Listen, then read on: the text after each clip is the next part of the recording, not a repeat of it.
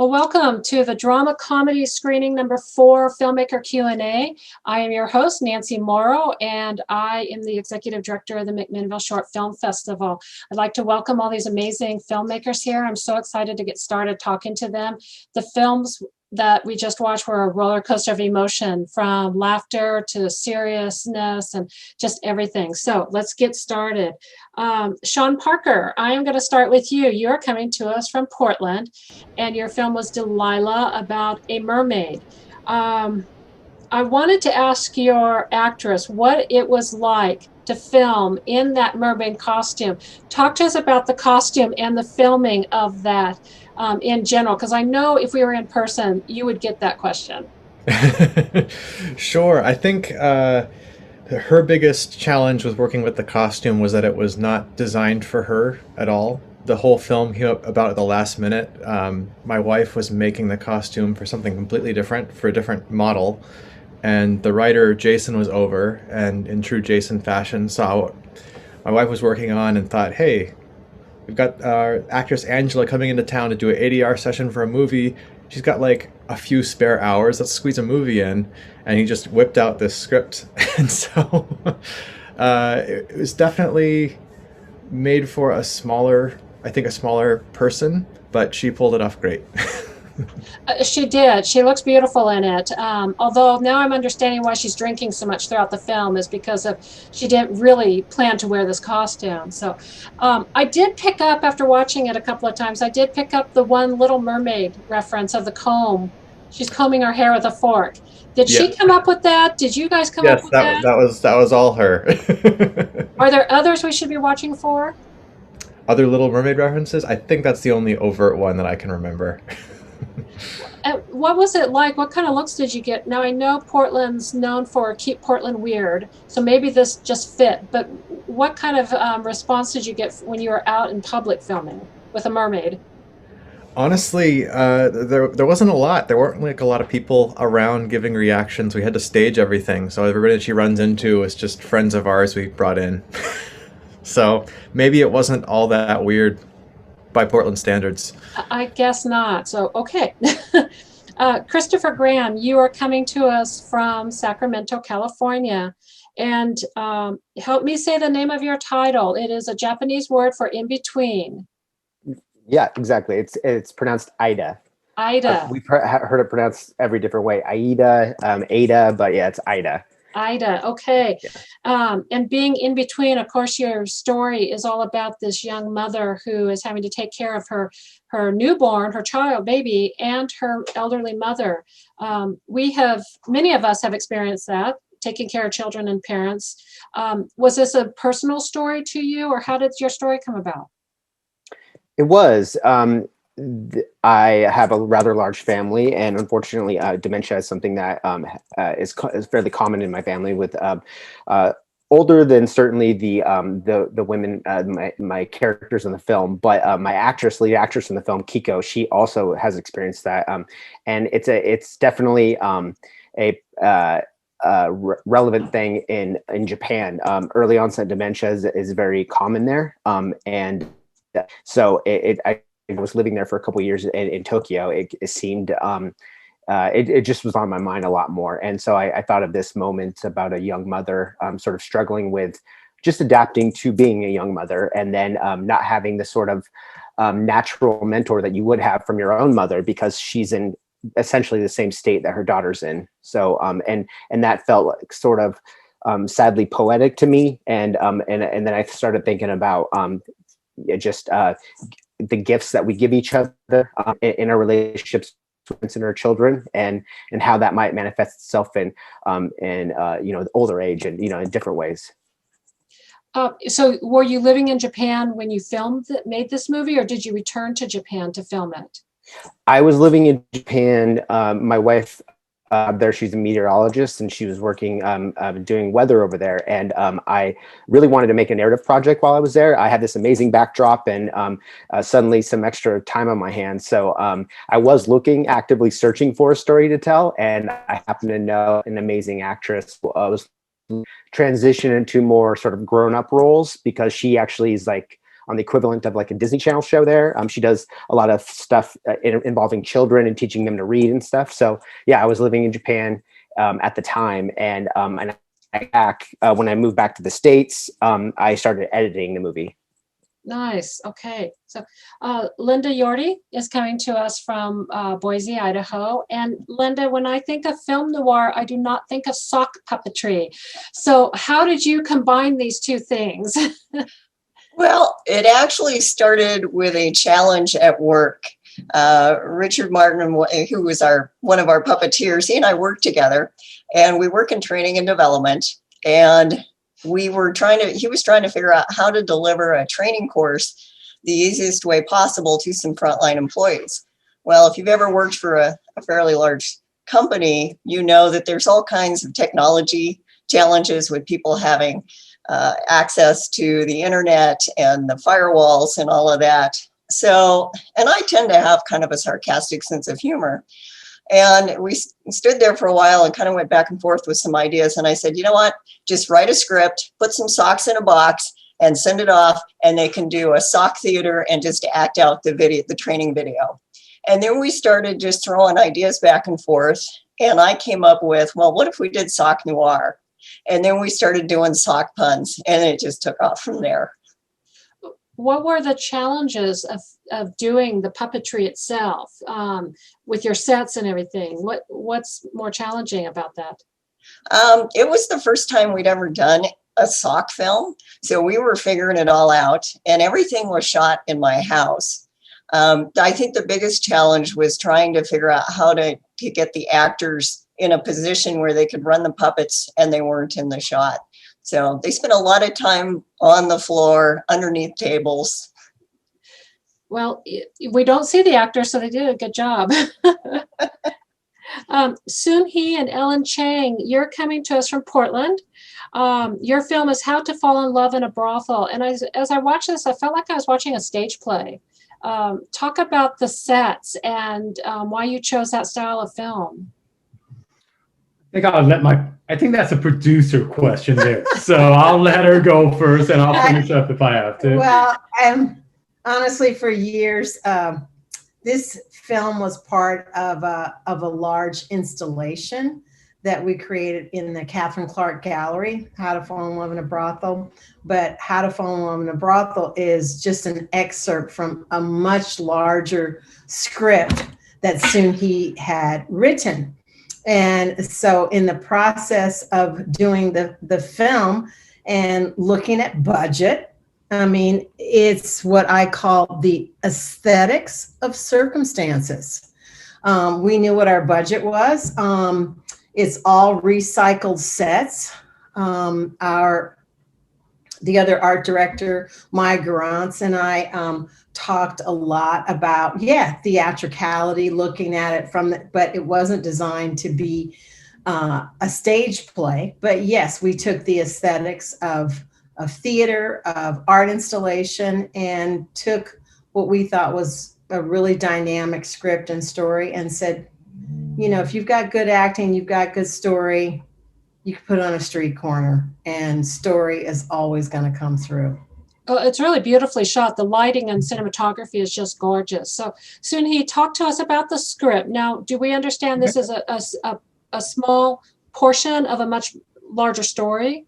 Yeah, so it's part of a bigger story. That's what I see it as a mini series. About 8. I think it comes out to be about 8 episodes or so if you do it in kind of the chunks that people are doing the series in now. But it's kind of based on my family life and, life of immigrant.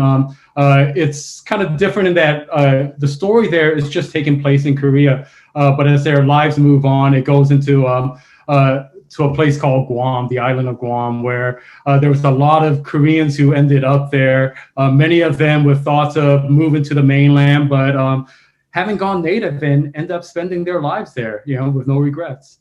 So will the episodes continue on following the couple who are meeting in this one? Will it follow them, or will it follow multiple characters? Yeah, right now, my thoughts is that there's a trilogy that I have planned that's focused on the couple and their beginning of their life. But of course, I'm hoping that maybe we could garner interest to a point where someone would want to take on the whole big script and the story. Mm-hmm. Well, we will definitely watch for the next episode at the next film festival here then. So definitely have to be back. Derek, I think you probably have the most challenging film to watch in the festival this year. It's very emotional. And I can only imagine how many viewers stick with it to the end. It's a very challenging film to watch, but it's a really I don't even know the word to use. It's an important film to watch, a very important film to watch. And I think I understand that the idea is about consequences. When you cause trauma to someone, what should the consequences be?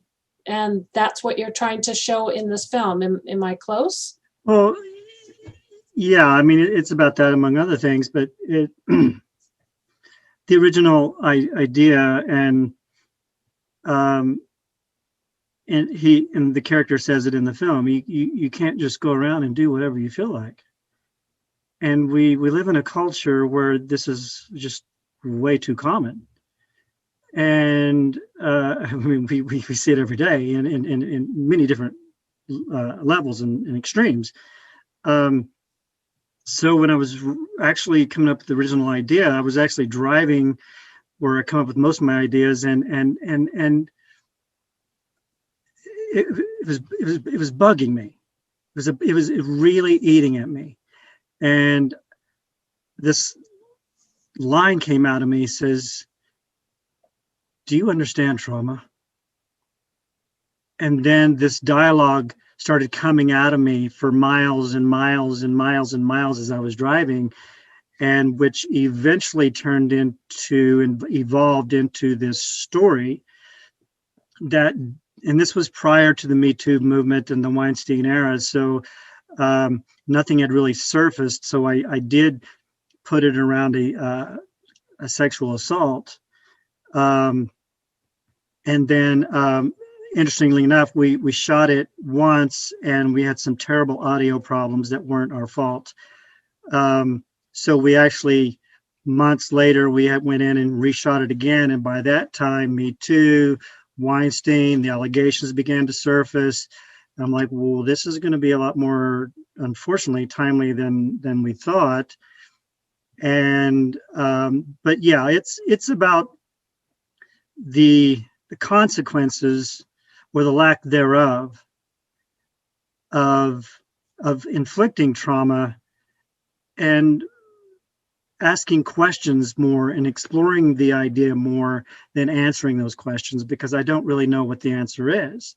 I wanted this particular character to actually grow from the traumatic experience rather than go where, so I always tend to trick the audience to maybe setting it up to lead you believe I'm telling one story, and then I'm kind of not so much a twist for the sake of a twist, but to have a surprise. I love to be surprised, to where the idea came where what the, I guess, consequence is and was for that young man. I think you're right. He won't forget. And I think you're right. I think as the viewer, and I've watched this multiple times, you create backstories. It's obvious you have backstories for these characters, and it shows through in your film. Because as the viewer, you're watching this and you think, oh my gosh, this is what I'm going to see. And then you realize, no, that's changing. But wait, what are all these props around here? And then the twist at the end where it's in front of his family, you realize, well, that's probably the greatest consequence anyone could have, is exposing what you've done to your family. But without hurting him. Right. Right. He gives him the options. I mean, he gives him the ideas and the notions, like, this is what I could have done. This is what I feel like doing. And then when the character Charlie comes in, you think, and there's many viewers who get, like you said, quite disturbed and a little unsettled about, this is not something that I want to watch.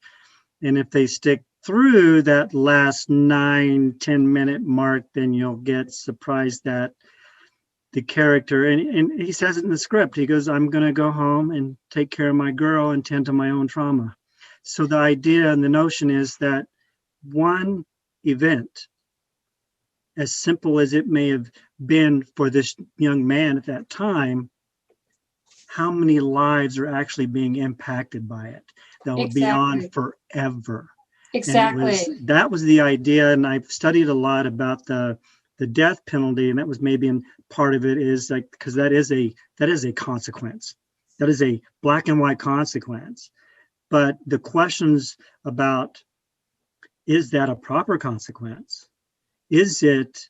And through my studies, I've discovered that the families and victims of these crimes are actually finding more closure and the ability to move on once they've approached the person and found somewhere inside them to forgive them.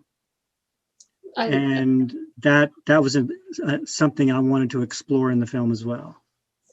I want to jump to that end scene as you expose the twist of the film, which is that the family is there. And we're panning across, you got mom and grandma, and I'm assuming sister is the... And the victim, yeah. And the victim, yes, the victim first. The victim clearly, and the sister are bookended, and the victim is clearly not able to look at him, and the sister is looking down at her phone, which is very telling too. And I took that to mean that she is the future. If she doesn't pay attention, it's going to happen to her. You're spot on. Yeah. You're spot Okay. on. They're all generational. So you got the baby boomer is essentially expressionless, unable, harboring the emotion. The Gen X, it was my wife, who's also an actress, who's very emotional. Then you have the millennial who cannot look. Then you have the Gen Zer, I guess, which is my daughter, staring at her device. So they all four have very distinct responses and reactions to what is happening in front of them. And the idea with the phone was, this is the future, and this is likely going to be the next victim, and she's probably not even know what's happening to her. Yeah. So, well, it's a very powerful film. Well, thank you. I appreciate that. I mean, I sometimes tend to overthink things, but with this one, I tried to keep it pretty simple.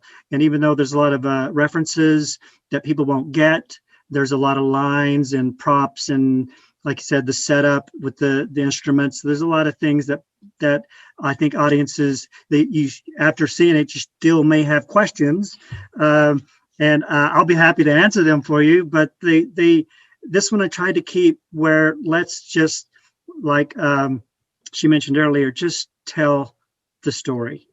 Keep it in suspense as the story unfolds. Have good actors and a good story, and in one location, and let it go. Yeah, well done. Thank you very much. I appreciate it. Well, I'm going to jump over to Bonnie Discepolo and Trevor Munson, who are coming to us from Los Angeles. And your film is Graceland. Very different tone than Tutu, Grande. And I love your guests there too. Thank you. Princess Leia likes to bomb all of the Zooms. Well, if the cat's name is Princess Leia, and we're doing a filmmaker Q&A, I think she has the right to be here. So, she'll be sleeping the whole rest of the day, and then as soon as we're on a Zoom call, she's like, "Did somebody call me?" Yes, well, she knows her audience. So let's talk about your film. It is a very delightful, charming story with a lot of complex issues around this 10-year-old girl, and is she just going through a phase, or is she going through gender identity, or what? And then the complexities with her parents. So talk about the story and where it came from.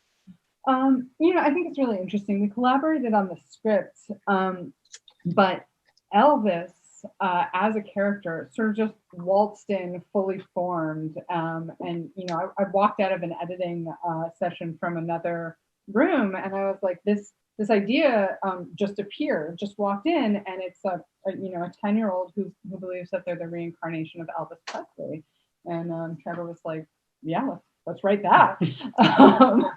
But it sort of arrived ready to go, and we were just crafting it. I don't know. that answers the question. So clearly you're using Elvis Presley music. What's it take to get music into your film like that? That is a great question. So fun fact, there is 0 Elvis music in Graceland. Okay. We wrote Graceland, got it all ready to go to production, and we originally intended to use Jailhouse Rock. And we wrote to the Elvis Presley estate, and they said no. So then we had to retrofit how we were going to do it. And so we found Amazing Grace, which is an iconic Elvis song that's in the public domain. And we also found Blue Suede Shoes. Carl Perkins song. And so we licensed the mechanical rights to that song. And then we had our music supervisor, Barry J. Neely, create all of the music. And then we got Lance Lipinski, this, amazing singer out of Austin, Texas, to impersonate Elvis. And then he rebuilt it all. And that's the music. And did your young actress, was she really singing? Yeah. So the little Elvis, Katie Beth West, actually did sing. She's quite talented. Thanks. Yeah. We got very lucky. She was hard to find. Yeah. Well, it's a very charming movie, and it'll be fun for many viewers to recognize Anna Camp from Pitch Perfect. So that was fun. Yeah. Okay. Yeah. I'd like to now ask you each a question that we get asked, or filmmakers get asked often in person, and that is, what do you like best about filmmaking? So, Sean, let's start with you. What do you like best? I think I like that it's a very collaborative art, that it really is a team effort, and you get the benefit of so many minds coming together and shaping something, and if something goes wrong, you can always blame somebody else. Really just like the amount of just great decisions that come to the table from other people that you could never come up with yourself. It's really rewarding to be part of that process, and leads to great stories. Nice. Sunhui, what about you? I definitely back up Sean on that with the collaboration, but also for me, I think it's falling into the obsession, finding myself into the story and just losing myself and just having this thing that's just within where I just got to get it out, and then, for me, I'm just that kind of a person. And when I get obsessed with something, that's my happy zone, so that's it. Nice. Linda, how about you? I too have to go along with the collaboration kind of thing. We love just throwing ideas back and forth. As far as the process goes, I like the whole process. My background is actually in music. I'm a composer, and I got into filmmaking about 5 years ago, and I found I love to write, I love to direct, I love to edit. So the whole thing. Great. Well, I'm going to switch up the question here for the other three filmmakers. And what advice would you give to someone just getting into filmmaking? Chris, let's start with you. I would probably say watch as much as you can, become a student of a craft and of the various directors. Some of the biggest mistakes you can make is either being too derivative or even just making common mistakes, and you can learn a lot of those away by just consuming a lot of good movies, and and you can find your voice through that too. What's a favorite movie of yours that you found like you learned the most from?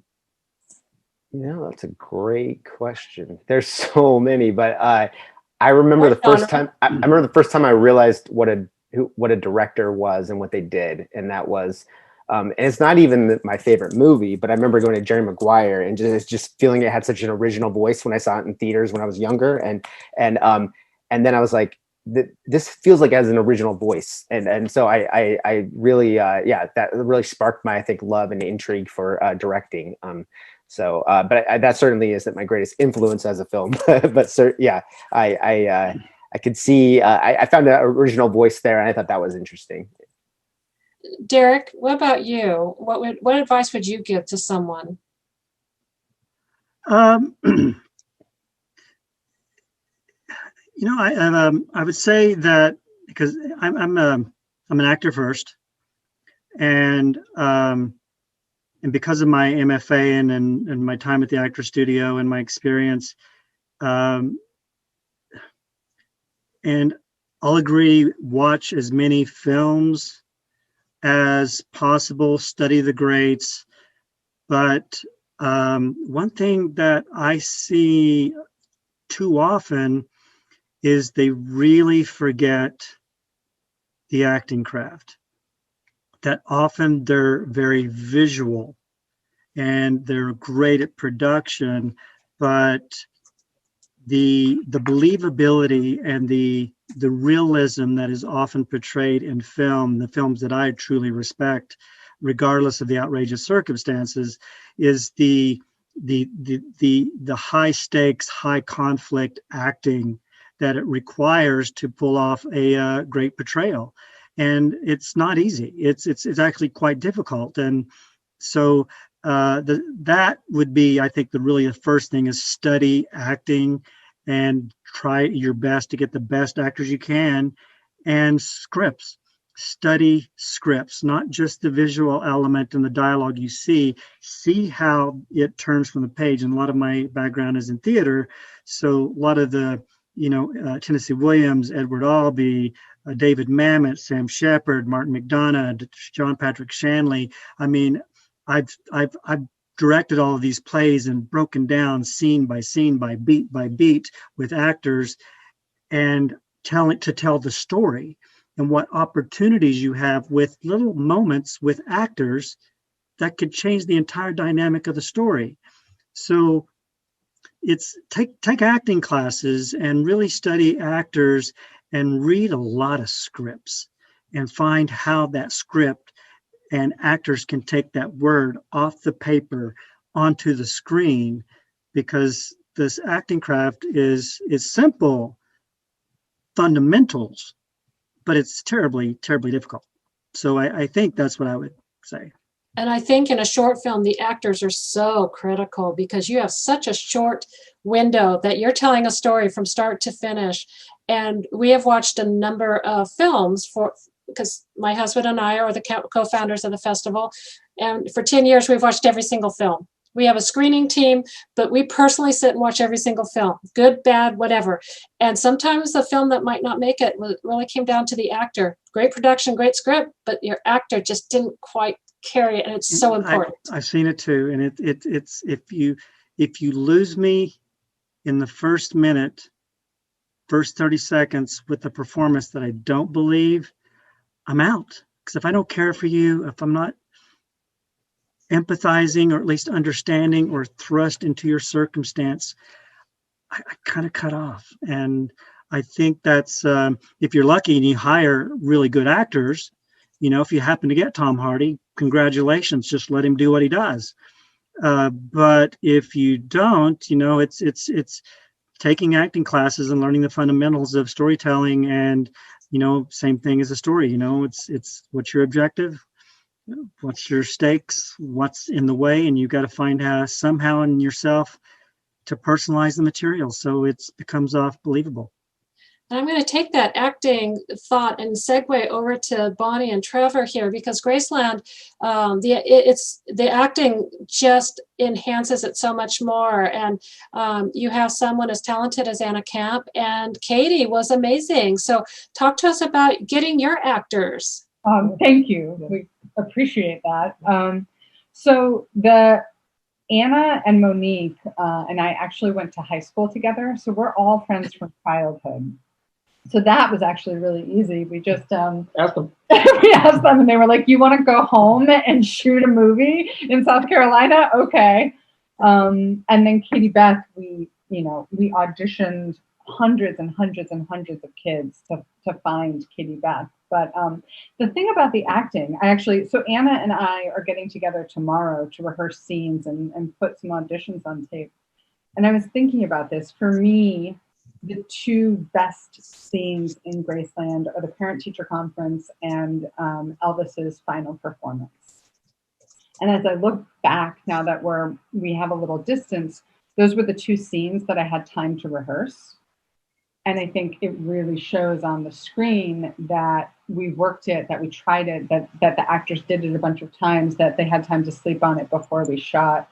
So I think that my new revelation, which isn't, an amazing revelation, but whenever you can rehearse, that's the way to get the good acting. So it makes a difference, definitely. Well, let's do a quick lightning round here for our last question. And what's up next for you? Linda, what are you working on next? I'm actually working on a sequel to Noir. Okay, well, we will watch for that. Bonnie, how about you and Trevor? I just finished writing a script. It's an adaptation of a Warren Adler novel, which also stars Anna Camp. So Anna Camp is our business right now. Well, and the Graceland feature. We're writing the feature. Yeah. Oh, that'll be great. That'll be great. To Graceland and meets characters to guide him along the way. Good. Sean, what's up with you? I've just finished writing a feature for a paranormal ghost comedy that I'd like to get produced as soon as possible. But Jason and I have also putting the finishing touches on a feature we've been working on for about 5 years called Intersection. And we're hoping that will come out this year. Well, we will watch for that. That'll be exciting to see. So, Ellen and Sunhui, what's next for you? The continued episodes of How to Fall in Love in a Brothel? Definitely, we're moving forward with that as well. But I'm also working on a new story that I'm working on, so that might come in. We'll see what comes first. But yeah, there's a couple of things on the shelf. Good, Chris. How about you? I am wrapping up my third feature screenplay right now, and it's a suspense thriller set in the wilderness of Oregon. So yeah, I'm looking forward to moving into the next step on that. Good. And Derek? We're going into production hopefully in March, provided SAG allows us, for about a 20-minute short called Bug Tussle. That is kind of a modern take on Of Mice and Men, but it's a pretty important story, and it's pretty outrageous. And I'm wrapping up a feature length of Tutu Grande, but it's not Tutu Grande. It's I was writing the feature and then it evolved into something else, of course, but it's a very complicated script, ambitious one to try to pull off, but that's up next. And then probably another short in the summer that I have written. Good. Bug Tussle's next. Quite looking forward to that. It's gonna be a lot of fun. Good. Well, I hope to see all of you at a future festival as well. And I just want to thank everyone for being here. Thank you to the viewers for sitting in and listening to these amazing and very talented filmmakers, and for celebrating year 10 of the McMinnville Short Film Festival. Check your schedules. There are more films to be seen, and then tune in to our live award ceremony on Sunday, February 28th at 5 p.m. and find out if your favorite films are the award winners this year. Thank you, everyone. It was great meeting you. Goodbye. Goodbye, everybody. Thank you.